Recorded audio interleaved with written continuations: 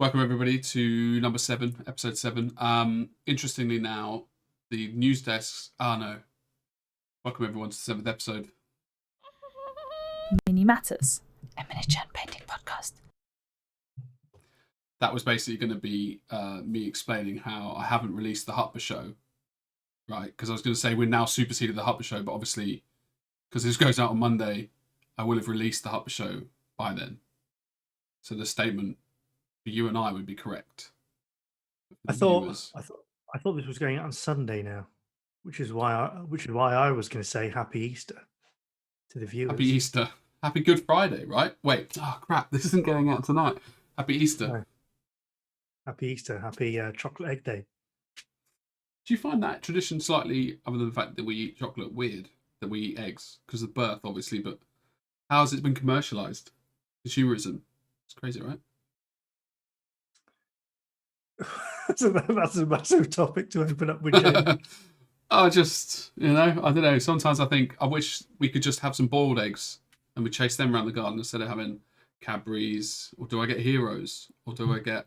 To be fair, my work sent me an egg with those small eggs in, that solid chocolate. Mini eggs. And what annoyed me was the box was obviously £1. They probably got a discount because there's so many employees. But the postage on the box was £3.50. But at least you got something. There's some. No, I was actually nice gesture. I was like, wow, that's really nice of you guys. Considering I don't even I'm leaving that job in a month as well. It's crazy. They know, I presume, or have they just found out through this? Well, they definitely don't watch this show, do they?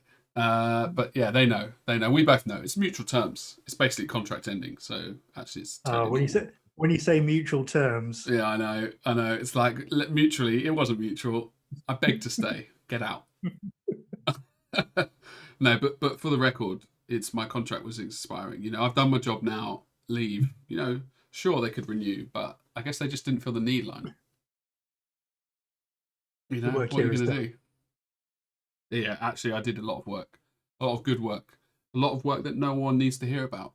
Because it's the news desk where we live and deliver wholesale news.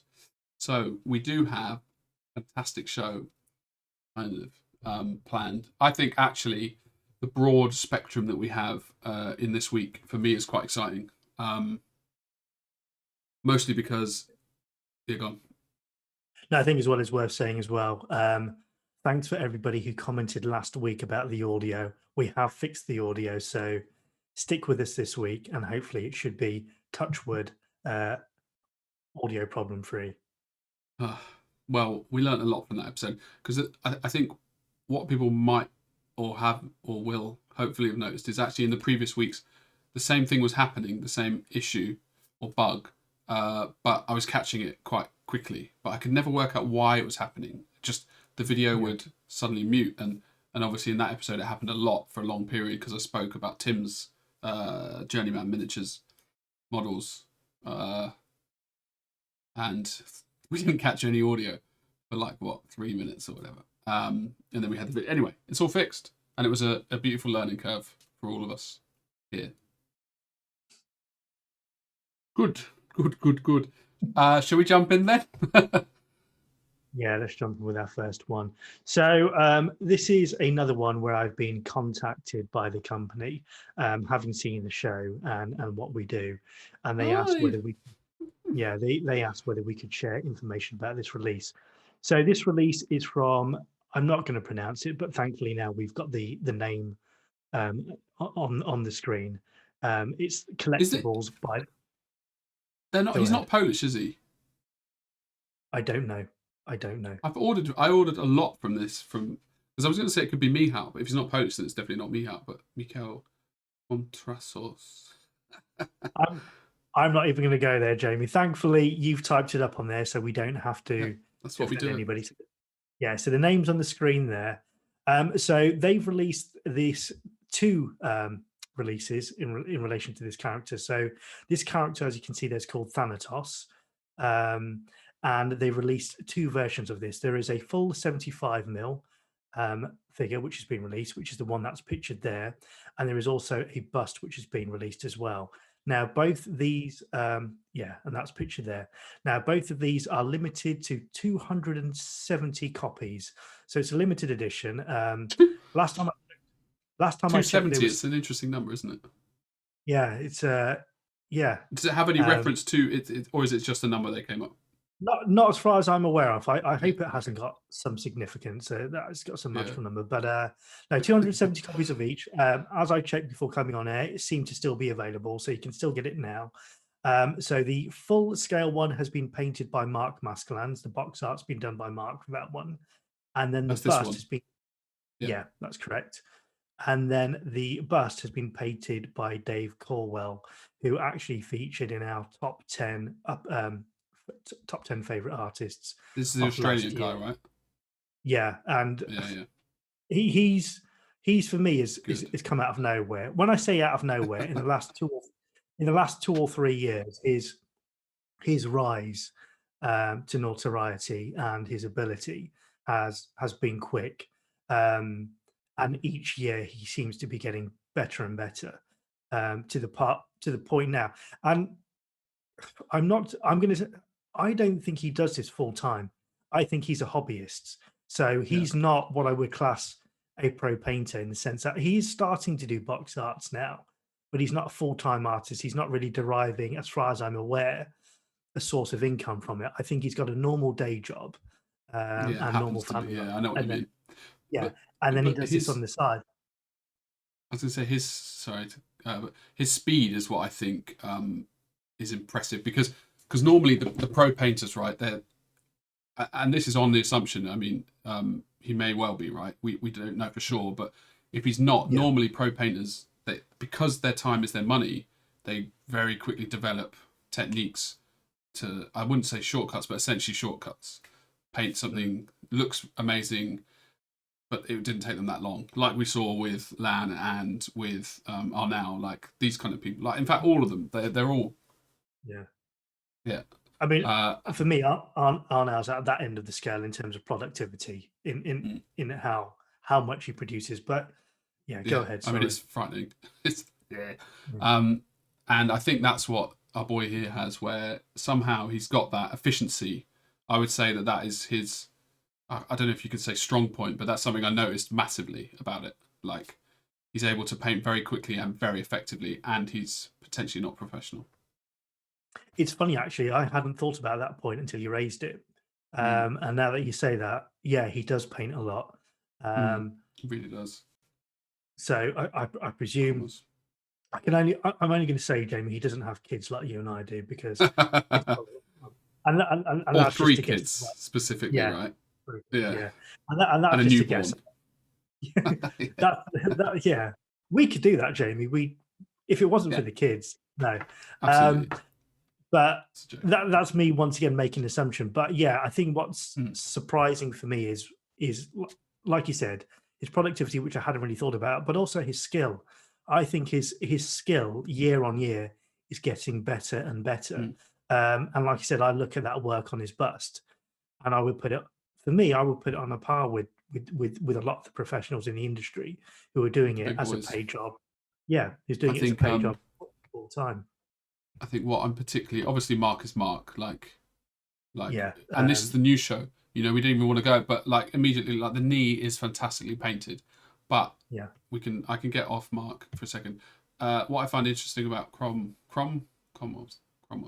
is it's desaturated in my opinion. Dave Cole.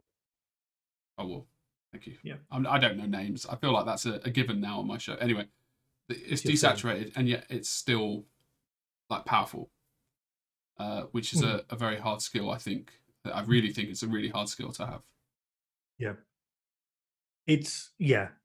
I mean, they're both like you said, they're both painted fantastic. I think the issue with Mark is you expect a level of quality for Mark. So I Yeah, think yeah, the only time you comment on Mark's paint work is if it never met the standard, and it thankfully it always does.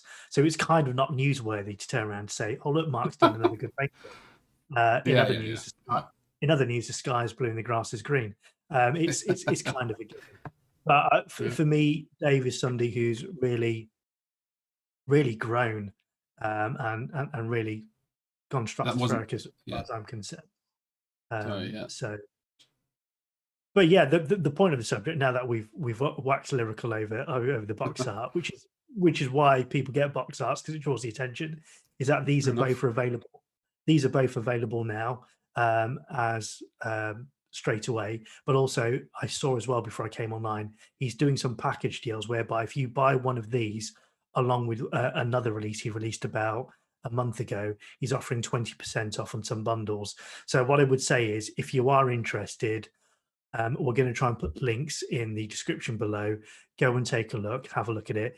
If for whatever reason, because sometimes when we edit this, it can be like, I think last time we did it at 1 a.m, didn't we, Jamie? If we do miss something, if we do miss something, there is a link to our social media, which will always go in. And on our social media, you'll see the news post that I posted of this, and that has hyperlinks to the Instagram for the company as well. So for whatever reason, on any topic, if you don't see a link to the company in the description below, always check out our social media, because we do put the hyperlinks in the descriptions on the news posts as well. I wonder, Lionel, if maybe it might be worth people sharing or following our social media for potential updates consistently. I don't know if that's something That would be brilliant, Jamie, if they did that off their own yeah. volition, without any pushing or nudging. No, if that's something they absolutely did. not. No, I mean, we weren't bringing that up specifically to get people following us. No. That's not the really way. And why would we? Also, have you heard about the feature YouTube do? It's called liking a video. I don't know if you've heard of something like that. No. No, well, basically what you do is when you like something, you just push it, and then that's it, really. It's an amazing feature. Is that the feature that's next to the comment button where you just actually? I think it might well be. Next, comment, liking, and I think subscribing is all in that same vicinity. There you go. It's almost like video content creators want you to do all three of those.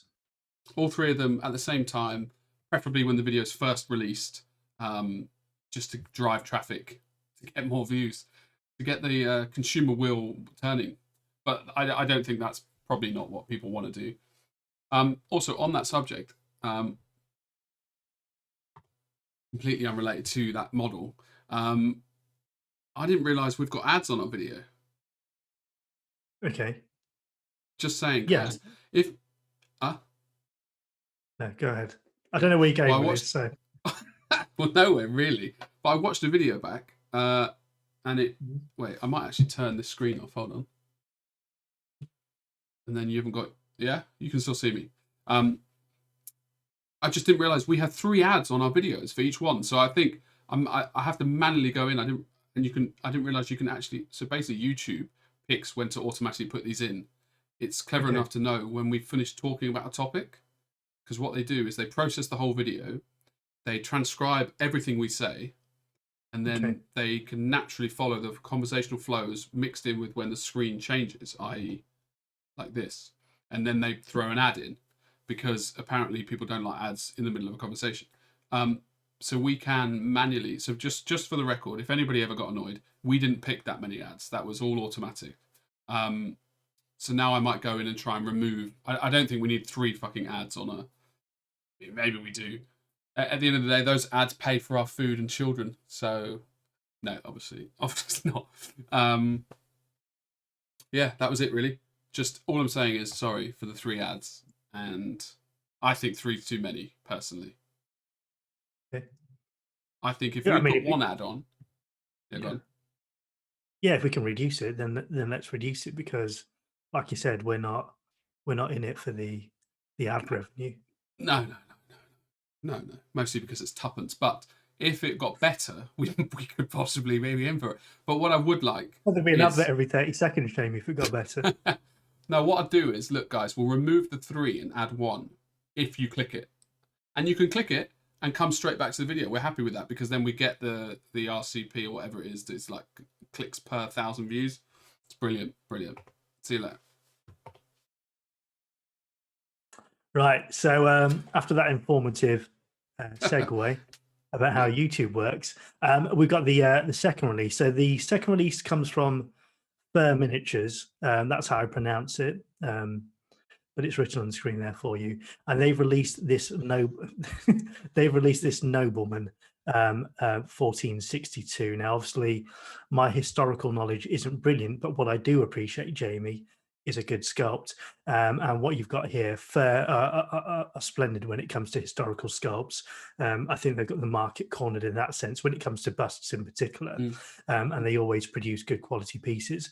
Once again, this show, I was about to say this show has been sponsored by Mark. It hasn't, but it feels like it. This piece has been produced. This piece has been produced by Mark Mascalans again. It's Mark. Mark did that. Wow. Yeah, it's Mark. It's Mark. Yeah. So once again, you got me second guessing myself now, Jamie. When you've gone like Mark's done that. I was just like, how much can he possibly produce? Like, these guys are just, they're rapid and it's so damn good. The cloth is amazing. Well, this is it as well. And like I said in the former piece, where I said you tend to not comment really when Mark does well because it's what Mark does. I agree with you. I think for me, this is a bit of a standout piece for him in terms of the cloth, the way it's been rendered. It feels very much like Kirill in terms of the way it's been rendered in a realistic way, but also the face as well is fantastic. Now, I know Mark does fantastic skin tones and faces, but for me, this is exceptionally realistic. I feel. I don't know if it's a way nuances in the skin tones, and weirdly, I actually feel like it's almost a nighttime piece or something. Obviously, the backdrop is creating the darkness, and anyway, this is meant to be news, but whatever. The whole piece has a blue overtone, in my opinion. The skin looks like it has some sort of thing that he's painted there. Yeah, I mean, like I said, it's very difficult to see evolutions in painters when they get to a certain level, and I can't academically or critically say, dissect the piece. But for me personally, I saw this as quite striking. I don't want to say an improvement because it sounds like the painting before wasn't, but it seems like a different style. And I don't know, I can't put my finger on it, but it seems like it's emulating Kirill's style. Really, it looks like Mark's. I feel like it's inspired by Kirill, but it's got Mark's stamp on it. If that makes sense. Yeah. I don't know if that like the NMM non-metallic metal. It's obviously fantastic, and the sheen, like the whole where it meets the white, meets the darker areas. But again, it still has that filter of blue on top of it, which Kirill goes to white on a lot of his stuff. So Mark's obviously desaturated white is sure, but it's I don't know. It's anyway, inspired by it, I would say for sure. Yeah, maybe we could get him on the show and ask him. I'm joking. We've had him on before. I think for me as well. I know always when I use the term, sometimes I get shot down a bit, but for me, it's that hyper realistic. It looks very real. You do get shot down, specifically Albonzo. But for me, it looks I know what you mean. It looks very lifelike. It looks that shrunken head stuck onto a torso as opposed to a painted one. So like if you had more frames of it moving, it could easily be an animated film, for example. Yeah. But and like you said, the cloth as well. I felt the cloth was very. Cloth's great. Cloth's bloody great. Yeah. And also that big old shadow. I genuinely don't know if that's painted or photos, which is a compliment to Mark. If he has painted it, then I'm gonna say it's painted. I'm gonna say it's painted. I think artists at that level don't try not to cast shadows on their photography. Shadows on their photography to mislead or to cheat the paint job, so to speak. I think when you see a shadow done by the likes of Mark, by Alfonso, it's painted. It's a shadow. No bloody fake shadows with those guys. Yeah, exactly. So once again, that's one of the releases. They released a few, but that's the one that stood out to me. It caught my eye, and that's available now to order from FER Miniatures. That was one. That was me saying one. Yeah. Sorry. Yep. Oh, this one is one that's close to my heart. Should we come back to that one? Because the only reason being is I think it might be a longer talk segment. That's all. Possible, yeah, true. I'm still planning to get Chris on the show to talk about casts. for the old Hub show, and I haven't yet. But this obviously, in a way, I would have rather got it out before he started admitting. Anyway, fine. Admitting as if it was some sort of secret. Okay. Yeah. No. Okay. So this one is I thought was interesting because it's one of those practical news stories that I think everybody has and everybody uses, but sometimes we get caught up with we don't comment too much on stuff about paints and palettes and brushes sometimes, and that's the stuff we use every day. We always get seduced by the news about new models and busts and things like that. So this one was interesting to me because I use the Everlasting Wet Palette one, as it shall hereby be known, and I Blue lid, really right? like. Sorry. The blue lid. Yeah, I think it's blue got a lid. Yeah. Yeah. So, and I really like that because of the convenience it offers, because time is a commodity I don't have, and I don't want to be messing around with getting my palette ready. And I've had some problems with my palette. And it kind of goes on to my question. Well, it kind of goes on to a little discussion I want to have with you because a community You member. fucking have problems with your palette. I suppose you can. Well, I suppose I'll go into it in a second because obviously there's a question that's been was in our comment section from a community member last week that I actually want your input in because I think you'll have more information on it than me. But before I get segued into that, I thought I'll just cover this and then I'll pop the question in. So anyway, Redgrass games are coming back to Kickstarter like they did with the first one with this new palette, and that's going to be happening in May. And the new palette apparently has a reusable membrane. So that's the main thing about this palette. So where before you had the sheets that you just threw away after you used them, these are supposed to be reusable. And there's demo videos on their website and social media showing somebody washing and cleaning it off without the membrane losing any of its integrity or its ability to hold paint. So that's the big selling point about this. And the other thing that I've seen is that they say it's watertight. Now I'm not too sure. I thought the last one was meant to be watertight as well. Maybe it wasn't. Maybe it was just airtight. But I thought one followed the other. It's a very odd requirement because let's say you've got a load of paint in there. It's sat in there for 2 days. It's obviously become a little bit. I think this is the right word, but porous. Is that right? It's got a lot more liquid in it because it's absorbed. From the palette and also probably the condensation. So, like, who in their right mind would move a palette around? Like, you're not going to go traveling with that. So I'm wondering why that feature. Also, I'm not bashing it. I'm just curious. Yeah. Well, maybe a lot of people do travel. You know, I don't know. People might work away from home and they might be in hotels and they might. Don't you always clean? You clean the palette then, don't you? Like you take off the paper. I suppose it depends because the whole point about the wet palette is keeping your mixes and blends as they were. So if you're traveling though, like you're not going to go in the shower with it, are you? Why do you need it to be watertight? I'm just again, I'm not bashing. I'm just curious. Yeah, I suppose if you put it on your car seat while you're driving, you don't want it leaking everywhere. I don't know. I think once again, I don't know if this is a new feature or whether it's just. But it was in the description, and it's something that I never caught up on. But the main selling point is the reusability of it. So I'm not too sure. And at the point of recording as well, I'm not too sure how reusable it is. So it may be the case that they advise you use it 5 times and then throw it away. Because if it's forever reusable, one, I'm not too sure how it can put up. Yeah, 2 points. One, I don't see how it can put up with that much punishment, and 2, I don't see the business model because once you sell one, that's it. You're not going to need them again. So I suspect, although I may be wrong, so double check, go to the website and check the details. For the Kickstarter as well, I guess. Yeah. Wait for the Kickstarter. It may be the case that these are reusable, but only to a certain extent.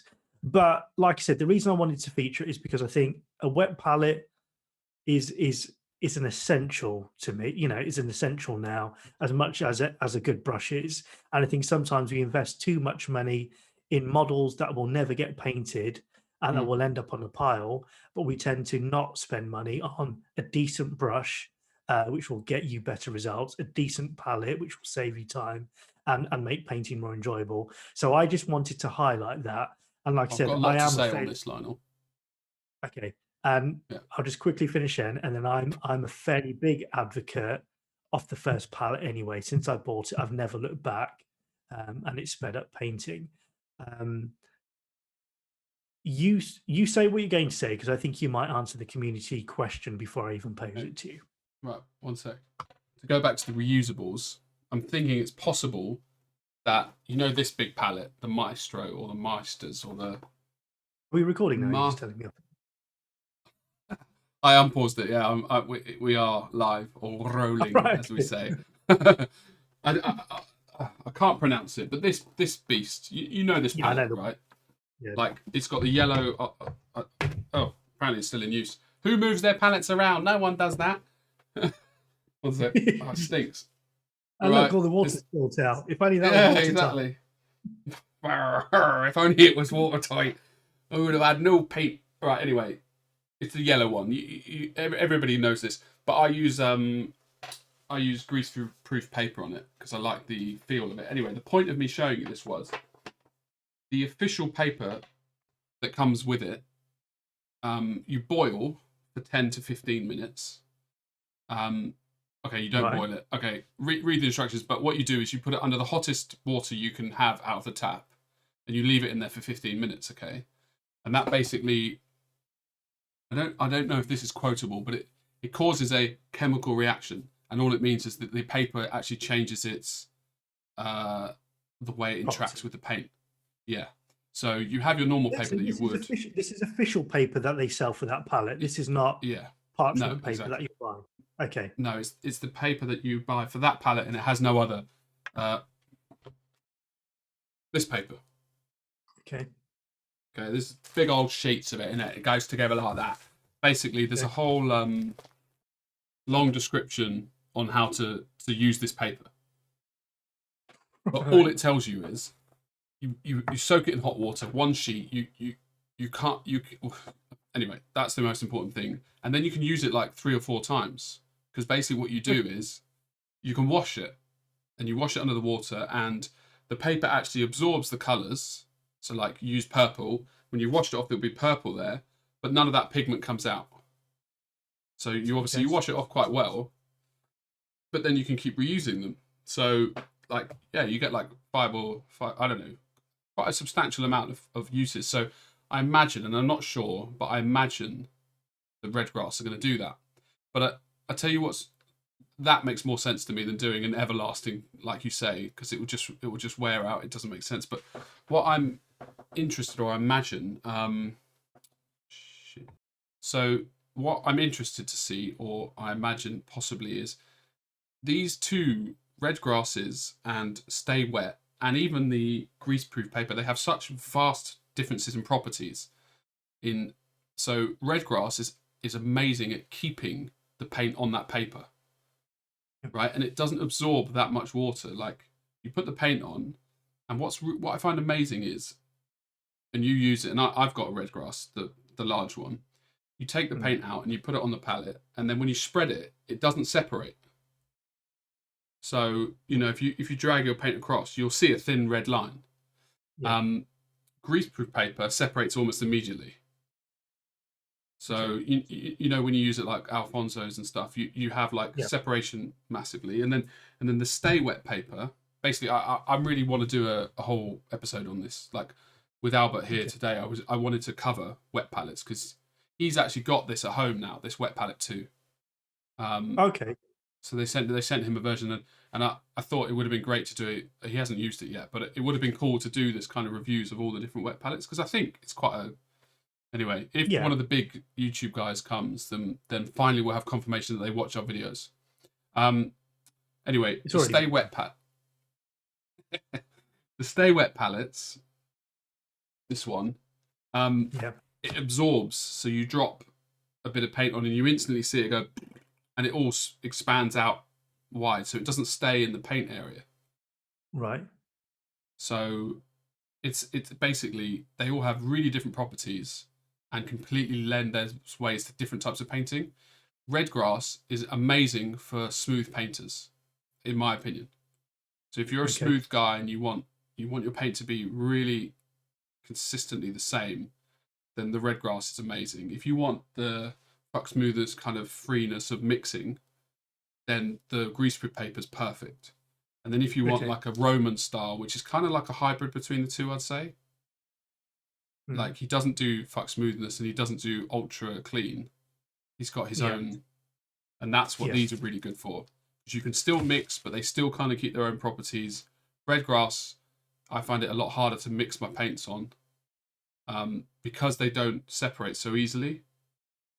You kind of have to dig it all out. But I messaged these lads like a year and a half ago and said, "Do you have a bigger palette?" And my reply was, "Why would you need a bigger palette?" Which, of course, I explained why I would like bigger than the Studio XL one that they already do. Yeah, I said, "Can we have a palette twice the size, please?" And I don't know if they've included that here, but his reply was, "Go on." I was about to say I can't comment from what I can see whether it's any bigger. Looking at the wells down, down the side, it's the same. It looks the same size to me. Makes sense. The reply, and this isn't in any way an insult, but the reply reminded me of Steve Jobs when someone would ask for a feature and they'd say, "But why do you need that?" But anyway, what his reply was just get the lid of the palette and put foam in that. Yeah. And I said, "No, thanks. I'll just stick with like a tray." But yeah, well, I think the problem with that as well is when you come to seal up your exactly. Your I thing, mean, you're going to add together. I suppose the corporate response is buy two, isn't it? If it's not big enough, buy literally, buy two pallets. Don't worry about it. I've got to say, I'm quite blown away by that breakdown, Jamie. I care passionately about wet pallets. I'm not going to lie to you. It makes a lot of sense. Fair play for the knowledge on that. I suppose, and it kind of leads into the community question. So I'm going to pronounce the name Coin Haney, but the name is spelled COILN. So I hope that's their username, right? Or is that how they signed off the comment? No, that's the username. And basically, first of all, thank you for the comments. He had some very nice comments about the content and the show. So thank you for watching and thank you for taking the time out to comment. But he did also pose a question about he uses self-made pallets, and he wanted to know, because he lives in the UK, whether there was any recommendation about the kind of paper you use in terms of the parchment paper and the baking paper. And the reason I wanted you to respond is, one, I know you have knowledge about making your own wet palette. I now know from this conversation you have extensive knowledge, Jamie, about palettes. But the other point is, the reason I moved to the Everlasting Wet Palette is because I had nothing but problems when it came to making my own palette. The reason being is, every time I picked up paper that somebody recommended, I'd have a problem. It would peel away. It wouldn't hold the water. I was spending more time making palettes and cutting out parts of paper to fit the palette than I was doing painting. So for me, I kind of gave up when this came out. And when this came out, it removed all the fuss for me. It removed all the time wasting and the kind of lottery rolling the dice to see whether I'd have the right paper that week. And all I do is pull it out the sleeve, stick it in, and I get on with painting. And because time is a premium for me, it's the perfect product. But that being said, as you say, I know the advantages to making your own is you can have a larger palette. So with that in mind, can you advise our community member? Colin, potentially, or our ignorance and we don't know how to pronounce the name. Well, yeah, I basically, for a long time, I used a tray, but a big tray, like a tray that you literally would, a kitchen tray. And my wife is annoyed because I've ruined it, and annoyed when I took it because she loved it. But essentially, there were two trails of thought that I had. The first one was I basically just loaded it up with kitchen towel. So I had it full, not obviously a roll of kitchen towel, probably like maybe 4 or 5 on each thing, and 2 of those perfectly fit in the tray. And then I doused that in water, completely soak it in water, and then I just used, and the greaseproof paper, it does make a difference on which brand you try. I suggest you try them all. Go to Tesco's, go to Waitrose, blah blah blah. Buy your own brand. For me personally, Sainsbury's is the best. There's just something about it. and it doesn't really matter which side you use, but I prefer to use the less greasy side because it will make a slight difference on how it interacts with the paint. And you'll see when you take it out, there's one side that is a little bit more rough, and then one side that's got a little bit more sort of, but it's not obviously grease, but I don't know, film or oil or anyway. Yeah, and I just put it on top, and what you'll see is when it first hits the water, it will all roll in. It'll roll all the sides, and then it smooths out, and then once it's gone, it's like a dying slug. The way it looks, like when you pour salt on it and it goes. Do you know what I mean? No. Let's anyway, say yes.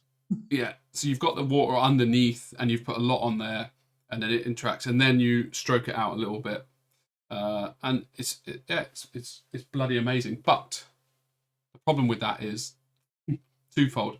You constantly have to put water in. Like the next day, you have to top it up, which is annoying.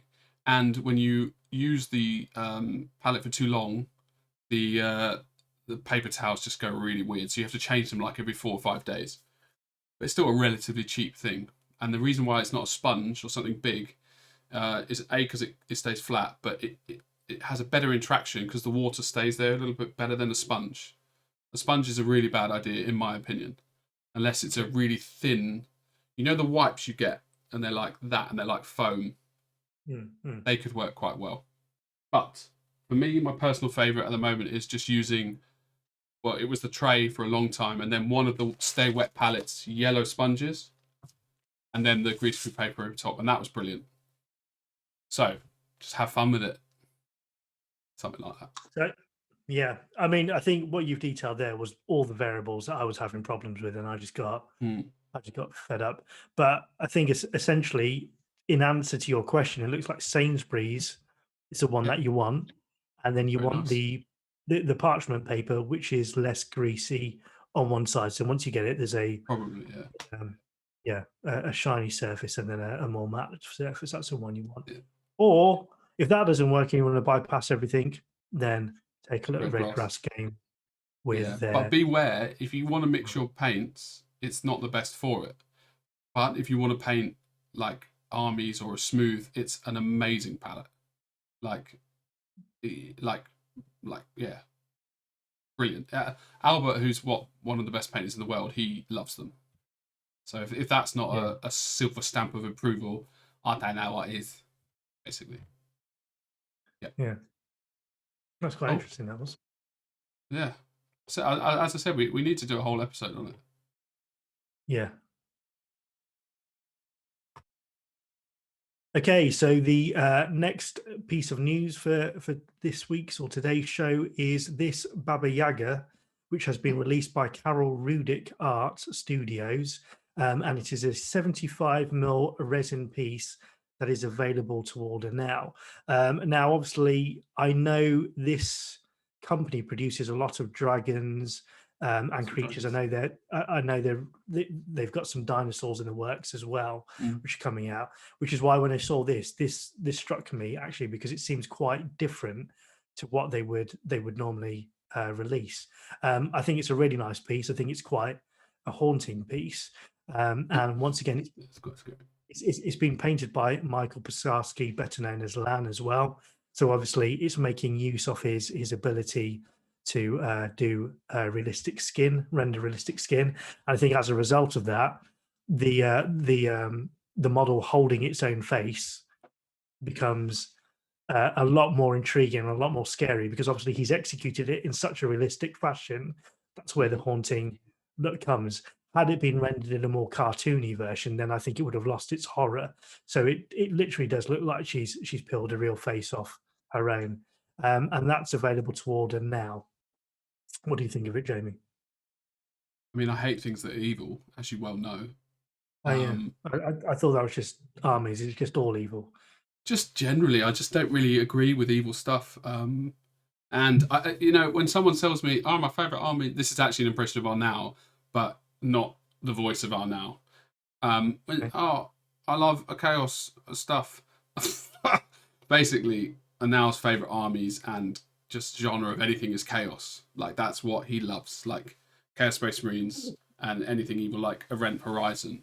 Like I don't actually mind I the love films, horror. but as soon as it, yeah, but as soon as it comes, there's a director's cut of Event Horizon with a load more gore. Through gore. Yeah, but they've not. He's not released it anyway. Yeah, I don't know. Just when it's on a model form, for some reason, I'm just like, oh no. But I can appreciate the artistic side of this, and the painting, as you say, the fate. It's. I'm assuming she's a witch. Baba Yaga is witch, yeah. Oh, I thought that was just a nickname you invented, right? Yeah, which No. makes a lot of sense. Yeah. Yeah. But yeah, basically, what do I think?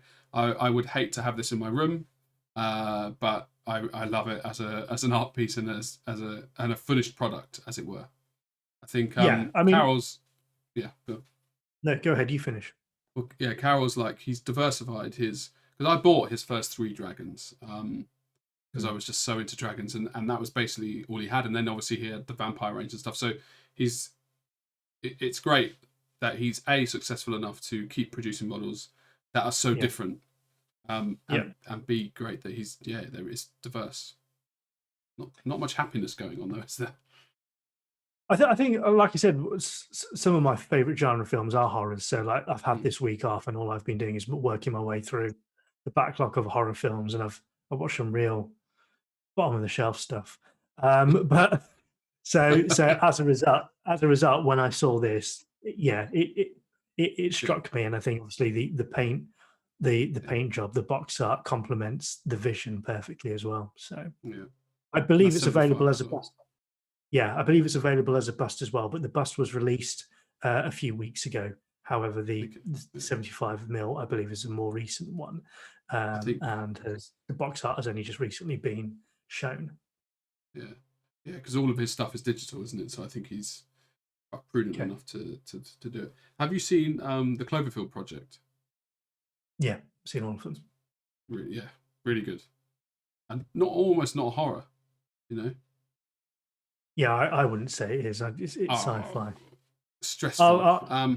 I'll give you some real horror names off screen, Jamie, that you can dive into if you would, but you don't like scary things, so you're waiting on you. I think this there are. To be fair, it's true. Like proper horror films, I don't want to watch. But like would you consider Alien 1 a horror film? Probably not, right? It's more like but it definitely is a horror film. No, it's not. I think. Well, I think. Hold on, we're gonna. Okay, we'd paused it, but we both agreed that it was classically trained as a horror film. But to me, it's not a horror film. I don't see it as a horror. I see horror film as Poltergeist and all that kind of carry on. I think I watched too much X-Files as a kid. Speaking of horror, yeah. right. Oh, right. Yes, Broken Toad doing casting. I think I will. Obviously, this is your news piece.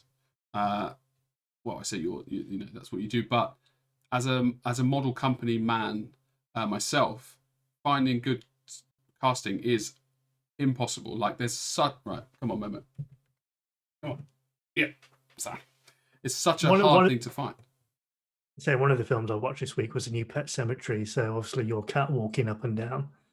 It's quite. Pet Cemetery sounds like a film from like Disney. Oh no, it's definitely not. Go on.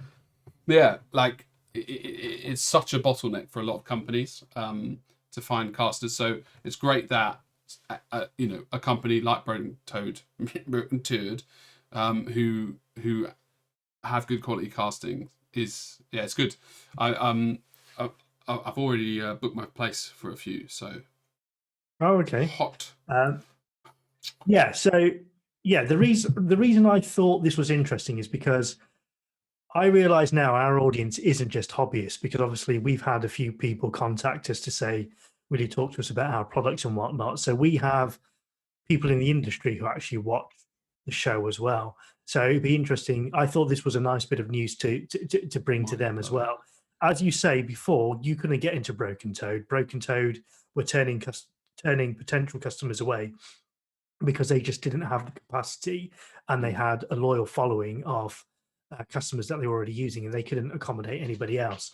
Now, what I've seen on their social media recently is that they've moved into a larger working space, and as a result can therefore accommodate more.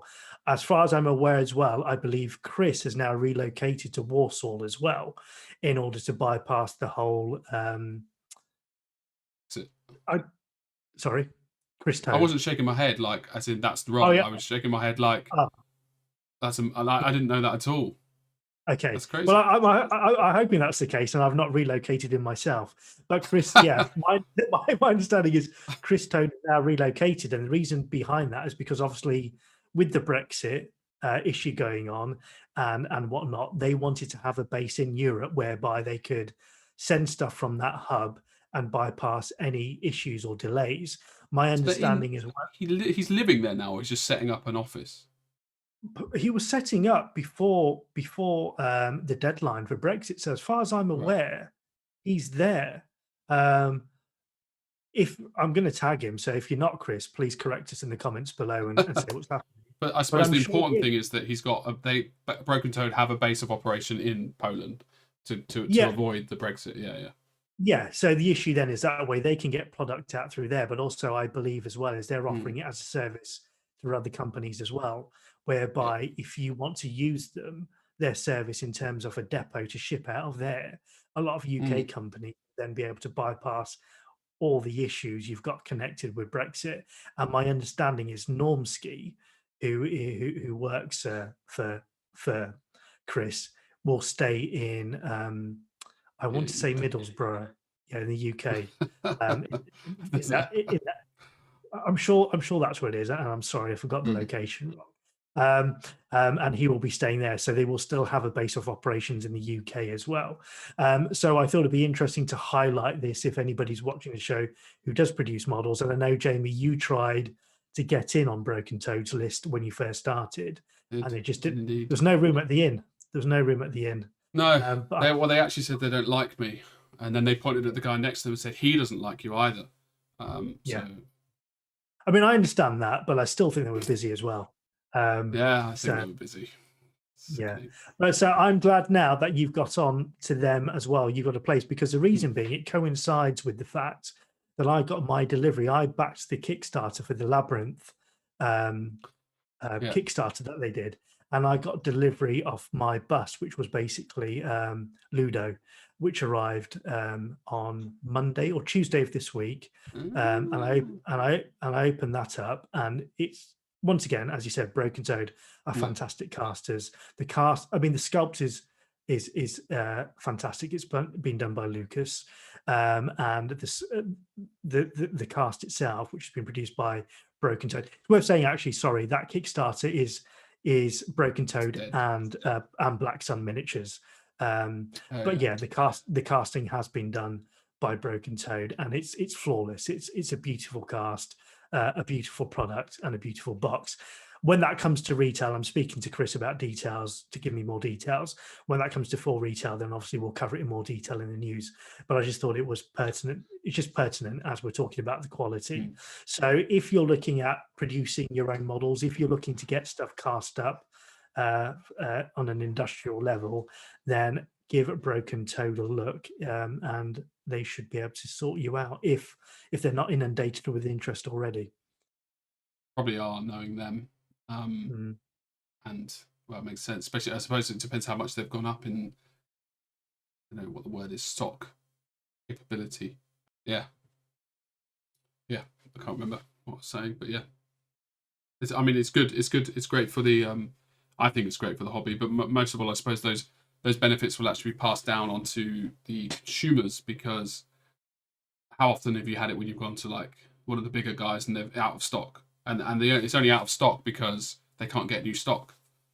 Yeah. Because there are enough casters to do basically good quality work. And so I'll be curious to hear more from those guys when they announce more, like what their capacity is, how much they can take on, who's doing the casting. Is it like, I don't know, have they got juniors in that they've been training up or blah, blah, blah, or is it just them doing the more? Anyway, yeah, I know. I know they've added staff. I don't know how many. I think they've. I know they last yeah, time I checked, they definitely added one to their number because that's cool. it was basically Chris and Normski, as far as I'm aware, who were doing Yeah, everything. I think they've added one to their number who they're training up. yeah, But because I'm it's not sure stressful. now whether Yeah, but I'm not sure whether that number's going to expand now that they've got 2 locations that they're operating out of. Yeah, But if we get any news, obviously we'll let you know. But did you say you've approached Chris to come onto the show to have a talk about casting anyway? yes, but a while ago, and he said absolutely, definitely, like let's do it. And I haven't got back to him. I mean, you know, if he was desperate to come on, he could chase as well. Don't get me wrong. It's not. It's a two-way avenue. No, but really, no, yeah. I think only now are we getting into this beautiful flow of casting. Yeah. I mean, I remember we were part of that. We had the conversation, didn't we, off air after we recorded the I Labyrinth. spoke to him after that as well. Yeah. But And I think at not that that long. point, yeah, I think at that point it was an idea, but as you said, we were learning so much at that point. We kind of got taken away. The operation is a bit smoother now, where it's probably easier to do. Yeah, I mean, now the operation is we only have a few audio problems an episode, so you know we're that was good. The irony personified that wasn't it? We've improved so much the audios, and then anyway, hopefully this week I know. we're a lot We were better. both blowing our own trumpet, saying how far we'd Yeah. come and how good the audio was, and then failed. Happens to the best, doesn't it? What can you do? Is that a bird on your wall behind your head? A falcon? Is that a falcon behind my head? Yeah, on the poster, it looks like a falcon. I'm not going to even dignify that with a response, Jamie. From this angle, I mean, it looks like. Look, you've got the thing running down. You've got the little bird. It's the Batman Where's sitting on a face? gargoyle. It's just well, Oh, his face okay. Yeah, okay. It's the pixelation, Lionel. It's the right. Thank you, everyone. We've broken the longest cast again. Wait, have I missed one? Was there another one? No, that's it. Okay. That's all the news for this week. I suppose the only other throwaway comment is this week from Games Workshop has released the new Dungeon Quest game that we were talking about. So it's with red box. Yeah. Yeah. So, I can see it now. Batman, he's punching down, right? Well, he's kind of doing like a superhero landing on top of a gargoyle. Yeah. It's all the cliche tropes all in one picture, Jamie. That's why I had to have it. It's just gotta have what you gotta have. I mean, you know, they're cliches for a reason. Exactly. Also, feedback from the viewers, please. Lionel and I had probably a 3 or 4 minute debate on this view for Jamie or this view for Jamie. Can you see the difference, Lionel? Oh yeah. Which one did you prefer? I thought I preferred the blue light or the white light. Yeah, I think it's interesting because this actually I think is more natural skin tone. Makes me look a bit more dark tanned. Oh, okay. Anyway, if people so desire, probably won't get anybody. Thanks everyone. No. But thanks everyone. Thanks everyone for staying in for 53 minutes and a half. We appreciate it. Like, comment, share. Yeah, if you're one of the 2 people that remained all the way to the end of the show, show that you're a winner by commenting down below. Yeah, and we will be grateful until the next release. Okay, see you next week, guys. See you guys.